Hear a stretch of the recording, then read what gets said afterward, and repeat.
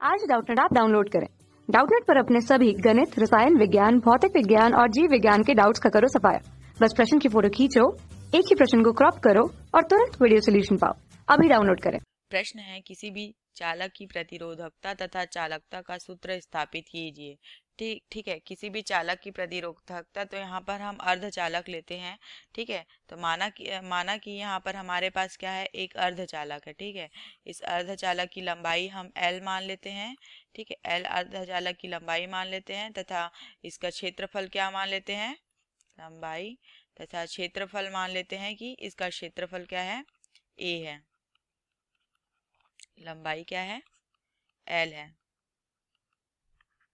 ठीक है, अब इस अर्धचालक में क्या होगा, जो धारा का प्रवाह होगा वह इलेक्ट्रॉन तथा होल्स के कारण होगा। किसके कारण होगा, इलेक्ट्रॉन तथा इसमें उपस्थित होल्स तथा इसमें उपस्थित इलेक्ट्रॉनों के कारण होगा। इसमें धारा का प्रवाह। ठीक है, अब होगा क्या कि जो इलेक्ट्रॉन तथा होल होते हैं वो क्या होते हैं, एक दूसरे के विपरीत दिशा में गति करते हैं। इलेक्ट्रॉन तथा होल होते हैं वो क्या, एक दूसरे के विपरीत दिशा में गति करते हैं। कहने से तात्पर्य यह है कि जब हम ये अर्धचालक में क्या होता है, यहाँ पर विद्युत क्षेत्र उत्पन्न होता है जिसको हम क्या करते हैं, ई से प्रदर्शित करते हैं। ठीक है, तो इस विद्युत क्षेत्र के कारण क्या होते हैं, जो होल होते हैं वो क्या करते हैं, विद्युत क्षेत्र की दिशा में गति करते हैं। ठीक है, दिशा में गति करते हैं, ई की दिशा में। ठीक, और जो इलेक्ट्रॉन्स होते हैं वो क्या करते हैं, जो इलेक्ट्रॉन्स होते हैं वो विद्युत क्षेत्र के विपरीत दिशा में गति करते हैं, ठीक है, तो ये होल की गति के कारण क्या होता है, होल्स की गति के कारण करंट IH उत्पन्न होता है। ठीक है, तथा इलेक्ट्रॉन की गति के कारण धारा क्या, IE उत्पन्न होता है। होल की गति के कारण धारा IH उत्पन्न हुआ, इलेक्ट्रॉन की गति के कारण धारा IE उत्पन्न हुआ, और ये क्या है, दोनों एक ही दिशा में होंगे। ठीक है, ये दोनों धारा क्या होंगे, से एक ही दिशा में होंगे। ठीक है, और इसके कारण क्या होगा, एक ही दिशा में होने के कारण जो कुल धारा होगी उसका मान क्या हो जाएगा, IH धन IE, ये क्या हो जाएगी, कुल धारा का मान हो जाएगा। ठीक है, जब हम क्या करते हैं, अर्धचालक के सिरों पर क्या लगाते हैं, विभवांतर लगाते हैं, आरोपित करते हैं। यहाँ पर हम क्या कर रहे हैं, ये अर्धचालक है, यहाँ पर हम लोग क्या लगा रहे हैं, विभवांतर V लगा रहे हैं। ये क्या हो गया, विभवांतर V लगा रहे हैं। तो जब हम इसमें विभवांतर आरोपित करते हैं, तब इसमें जब विद्युत क्षेत्र यहाँ पर जब उत्पन्न हुआ है,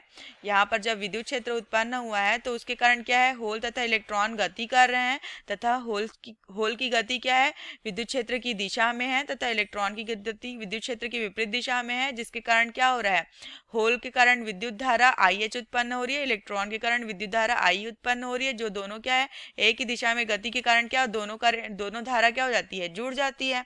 अब उसके बाद क्या हो रहा है, इसमें वेग होता है। ठीक है, तो जब क्या होता है, जब इलेक्ट्रॉन जो है धनात्मक सिरे की ओर गति करते हैं, मतलब यहाँ पर जो इलेक्ट्रॉन्स है वो क्या, अगर धनात्मक सिरे की ओर गति करेंगे तो इनमें क्या होगा, वेग VE होगा। ठीक है, इनका वेग क्या होगा, वेग जो होगा वो क्या होगा, VE। और उसी प्रकार से जो ये होल है वो क्या करेंगे, ऋणात्मक सिरे की तरफ गति करेंगे, तो ये जिस वेग से गति करेंगे उसको क्या बोलेंगे हम, वेग VH। अब यहाँ पर जो इलेक्ट्रॉन है वो धनात्मक सिरे से आकर्षित होकर के धनात्मक सिरे की ओर गति कर रहे हैं। यहाँ पे जो होल है वो ऋणात्मक सिरे से आकर्षित होकर क्या कर रहे हैं, ऋणात्मक सिरे की ओर गति कर रहे हैं, जिसको हम क्या बोल रहे हैं, वेग VH बोल रहे हैं। ठीक है, अब उसके बाद क्या होगा, जब इलेक्ट्रॉनों की संख्या यहाँ पर क्या हो जाएगी, NE हो जाएगी। ठीक है, अब हम लोगों ने क्या देख लिया, होल का वेग देख लिया।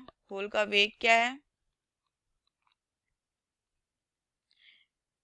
VH है, तथा इलेक्ट्रॉन्स का वेग क्या है,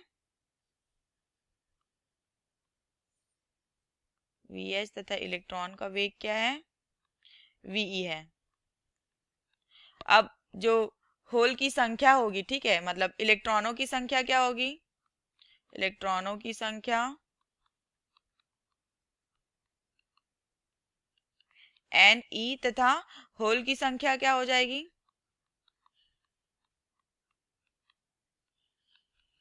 NH हो जाएगी। ठीक है, इतना समझ में आया। अब हम देखते हैं कि एक इलेक्ट्रॉन जो है वो क्या हो, एक इलेक्ट्रॉन जो है वो 1 सेकेंड में कितने आयतन से होकर गुजरेगा तथा उसके आयतन में इलेक्ट्रॉनों की संख्या क्या होगी। तो यहाँ पर जो एक इलेक्ट्रॉन है वो 1 सेकेंड में, ये एक इलेक्ट्रॉन 1 सेकेंड में क्या करेगा, 1 सेकेंड में ये कितने आयतन से होकर गुजरेगा। तो आयतन का मान क्या होगा, ए वी ई आयतन। क्यों, क्योंकि ए क्या है, इसका क्षेत्रफल है, और वी ई क्या है, वेग है। तो अगर हमें आयतन निकालना है तो ए वी ई हो गया। ठीक है, अब आगे देखेंगे कि इतने आयतन में इलेक्ट्रॉनों की संख्या कितनी होगी। तो इलेक्ट्रॉनों की संख्या क्या है, एन ही है। तो इतने आयतन में इलेक्ट्रॉनों की संख्या कितनी होगी, इलेक्ट्रॉनों की संख्या होगी एन ई ए वी ई। ये क्या हो जाएगी, इतने आयतन में इलेक्ट्रॉनों की संख्या हो जाएगी।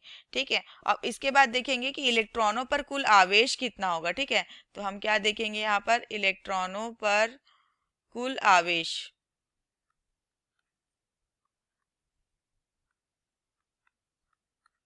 तो इलेक्ट्रॉनों पर जो कुल आवेश है वो क्या हो जाएगा, ई एन ई ए वीई। ठीक है, यहाँ पर क्या है, इलेक्ट्रॉनों पर कुल आवेश है, क्योंकि एक इलेक्ट्रॉन पर आवेश कितना होता है, ई 1.6 गुणे 10 की घात -19 कूलम है ना। तो ये क्या हो गया, इलेक्ट्रॉनों पर कुल आवेश हो गया। ठीक है, अब क्या देखेंगे कि 1 सेकेंड में इलेक्ट्रॉनों की गति के कारण प्रवाहित कुल आवेश अर्थात इलेक्ट्रिक धारा।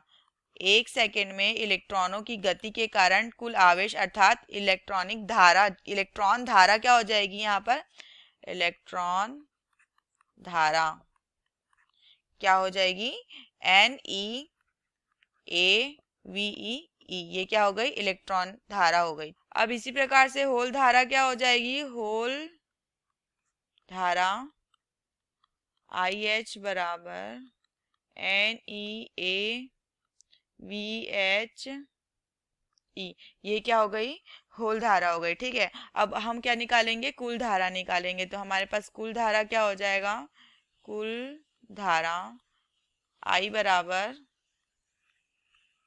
क्या था हमारे पास, आई ई धन आई एच बराबर N E A V E धन N E N H A, यहाँ पे क्या होगा, सॉरी एन एच होगा, गलती से है ना, एन एच हो जाएगा यहाँ पर, वी एच ई।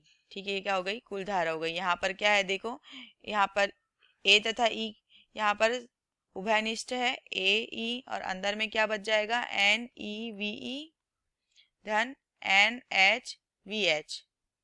ठीक है, ये क्या हो गई, कुल धारा हो गई। ठीक है, ये अब यदि अर्धचालक का प्रतिरोध क्या है, आर है, तो क्या हो जाएगा, ओम के नियम से, ओम के नियम से क्या हो जाएगा, अर्धचालक का प्रतिरोध क्या है, आर है, तो आर आई बराबर वी बटे आर हो जाएगा। ठीक है, ओम के नियम से, तथा अर्धचालक की जो प्रतिरोधकता है वो क्या हो जाएगी, रो हो जाएगी। अर्धचालक की प्रतिरोधकता क्या होगी, रो होगी, रो। अब अगर मान लो यहाँ प्रतिरोधकता रो है, ठीक है, तो प्रतिरोध तथा प्रतिरोधकता में क्या संबंध होता है, प्रतिरोध आर बराबर, प्रतिरोध आर बराबर रो एल बटे ए। ठीक है, रो यहाँ पर रो क्या है, प्रतिरोधकता है, रो क्या है, प्रतिरोधकता है। ठीक है, अब हम क्या करते हैं, इस प्रतिरोध का मान इस धारा के मान में रखते हैं, मान लो, तो हमारे पास क्या हो जाता है, आई बराबर हो जाता है, आई बराबर वी बटे रो एल बटे ए। ठीक है, ये क्या हो गया, धारा का मान हो गया। अब यहाँ पर क्या रखेंगे हम, इसको इस प्रकार से व्यवस्थित कर लेंगे, क्या हो जाएगा, v बटे एल गुणित क्या हो जाएगा, a बटे रो हो जाएगा। अब हम जानते हैं कि v बटे एल बराबर क्या होता है, E मतलब विद्युत वाहक बल होता है। ठीक है, तो यहाँ पर क्या रखेंगे, E a बटे रो हो जाएगा, क्या हो जाएगा, E a बटे रो हो जाएगा। ठीक है, अब हम E a बटे रो, यहाँ पर क्या है, यहाँ पर हम लोगों ने I का मान निकाला था। ठीक है, यहाँ पर क्या निकाला था हमने, I निकाला था। उसी प्रकार हम क्या करेंगे, यहाँ पर जो I का मान रखेंगे। ठीक है, तो यहाँ पर क्या हो जाएगा, ई ए बटे रो बराबर ए ई NeVe धन NHVH। ठीक है, ये क्या हो गया, ये हमारा धारा के लिए समीकरण हो गया। ठीक है, अब इसमें हम क्या करेंगे, यहाँ पर जो हमारे पास 1/ρ है वह क्या है, ये ρ क्या है, प्रतिरोधकता है, तथा हमें पता है कि 1/ρ बराबर क्या होता है, चालकता होती है। ये क्या है, प्रतिरोधकता तथा चालकता में संबंध है। ठीक है, प्रतिरोधकता तथा चालकता में संबंध है, तो हम यहाँ पर इस समीकरण में क्या रख सकते हैं, 1/ρ के जगह में क्या रख सकते हैं, सिग्मा रख सकते हैं। इसको क्या बोलते हैं, सिग्मा बोलते हैं। तो सिग्मा ई ए बराबर क्या हो जाएगा, AeNeVe धन NHVH। यहाँ पर देखो ए क्या हो जा रहा है, कट जा रहा है। ठीक है, ए यहाँ पर क्या हो गया, कट गया, और क्या आ गया हमारे पास, यहाँ पर ρ बराबर क्या आ जाएगा, ρ बराबर आ जाएगा E/E NeVe धन NHVH। ये हमारे पास क्या आ गया, एक समीकरण आ गया। ठीक है, ये क्या हो गई, अर्धचालक की चालकता हो गई। क्या हो गई, अर्धचालक की चालकता। अब हम यहाँ पर हमने आई जो धारा का सूत्र देखा था उसको हम समीकरण 1 लेते हैं, और यहाँ पर हमें जो चालकता का सूत्र मिला उसे समीकरण 2 ले लेते हैं। ठीक है, समीकरण 2। अब हम क्या देखेंगे कि मतलब जो क्या होता है, एकांक विद्युत क्षेत्र होता है। एकांक विद्युत क्षेत्र मतलब एकांक विद्युत क्षेत्र E। ठीक है, एकांक विद्युत क्षेत्र में जो किसी आवेश वाहक, मान लो कोई आवेश वाहक है, आवेश वाहक, ठीक है, इस पर क्या होता है, कोई वेग होता है, तो उसको हम लोग क्या बोलते हैं, अनुगमन वेग बोलते हैं। जब यह कोई आवेश वाहक एकांक विद्युत क्षेत्र पर, एकांक विद्युत क्षेत्र पर जब कोई आवेश वाहक किसी अनुगमन वेग को प्राप्त करता है तो उसे क्या बोलते हैं, आवेश वाहक की गतिशीलता बोलते हैं, जिसको हम क्या करते हैं, म्यू ई से प्रदर्शित करते हैं। क्यों, किससे प्रदर्शित करते हैं, म्यू ई से प्रदर्शित करते हैं इलेक्ट्रॉन के लिए, म्यू ई से प्रदर्शित करते हैं इलेक्ट्रॉन के लिए, जिसका मान क्या होता है, ई। ये क्या है, एकांक विद्युत क्षेत्र है, और ये वी क्या है, उसका आवेश वाहक का अनुगमन वेग है। इसको हम क्या बोलते हैं, आवेश वाहक की गतिशीलता बोलते हैं, म्यू ई। ठीक है, उसी प्रकार क्या होगा, होल के लिए क्या होगा, वी एच बराबर म्यू एच बराबर क्या होगा, वी एच बटे ई। एकांक क्षेत्र पर होल की गतिशीलता क्या हो जाएगी, इसकी होल की आवेश वाहक की गतिशीलता, तथा ये म्यू ई क्या हो जाएगी, इलेक्ट्रॉन आवेश वाहक की गतिशीलता हो जाएगी। ठीक है, इसके बाद हम देखते हैं कि अर्धचालक की चालकता क्या हो जाएगी। इसके बाद अर्धचालक की चालकता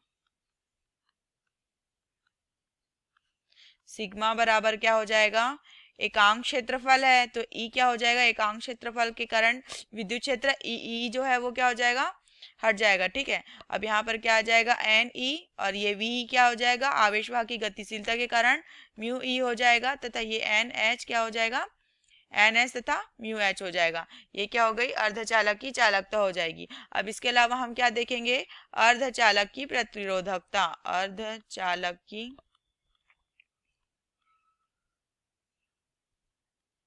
प्रतिरोधकता क्या होता है, प्रतिरोधकता रो बराबर 1/सिग्मा बराबर क्या हो जाएगा, 1/E NE म्यू ई धन NH म्यू H। ये क्या हो जाएगी, अर्धचालक की प्रतिरोधकता हो जाएगी। ठीक है, इस प्रकार हमें क्या करना था, अर्धचालक की चालकता तथा अर्धचालक की प्रतिरोधकता के लिए सूत्र निकालना था। यहाँ पर हमें क्या मिल गया, अर्धचालक की चालकता तथा अर्धचालक की प्रतिरोधकता के लिए सूत्र मिल गया। ठीक है, अब ये जो अर्धचालक की चालकता है वो क्या होती है, जो ये इलेक्ट्रॉन तथा होल है, ठीक है, ये इलेक्ट्रॉन तथा होल है, इनके घनत्व पर निर्भर करती है। किस पर निर्भर करती है, इलेक्ट्रॉन तथा होल के घनत्व पर निर्भर करती है। अगर हम लोग क्या करते हैं, ताप बढ़ाते हैं, क्या करते हैं, ताप बढ़ाते हैं तो उसके कारण क्या बढ़ती है, अर्धचालकों की चालकता भी बढ़ती है। ठीक है, अब उसके अलावा क्या होता है, जो अर्धचालक की चालकता है, ठीक है, और इसमें घनत्व पर तो निर्भर कर रहा है, परंतु इसके अलावा क्या हो जाएगी, इनकी गतिशीलता पर भी निर्भर करेगी। किस पर निर्भर करेगी, इनकी अर्धचालक की गतिशीलता पर भी निर्भर करेगी, गतिशीलता पर। अर्थात मतलब जो होल्स और क्या है हमारे पास, होल तथा इलेक्ट्रॉन है, इनकी गतिशीलता पर निर्भर करेगी तथा घनत्व पर निर्भर करेगी। इसके कारण क्या होगा, जैसे ही ताप बढ़ाएंगे वैसे ही क्या बढ़ेगा, अर्धचालक की चालकता बढ़ेगी। ठीक है, और जब जब अर्धचालक की चालकता बढ़ेगी तो क्या हो जाएगी, उसकी प्रतिरोधकता कम हो जाएगी। यही हमारे प्रश्न का उत्तर है। धन्यवाद। कक्षा 6 से 12वीं से लेकर नीट, IIT, JEE वो एडवांस के लेवल तक 1 करोड़ से ज्यादा छात्रों का भरोसा। आज ही डाउनलोड करें डाउटनेट ऐप या व्हाट्सएप करें अपने सारे डाउट्स 8400 400 400 पर।